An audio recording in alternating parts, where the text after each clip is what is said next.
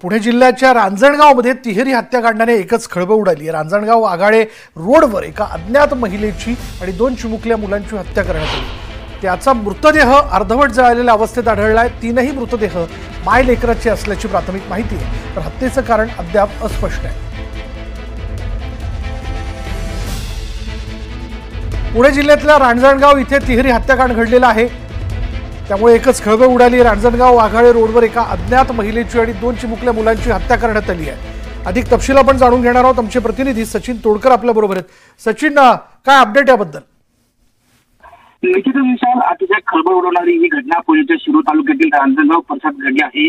अज्ञात व्यक्तीने या 3 मायलेकरांचा निर्गुण असा खून करून मृतदेह जाळण्याचा प्रयत्न केलाय। मात्र पावसाची संततधार सुरू असल्याने हे मृतदेह अर्धवटच जळाले आहेत।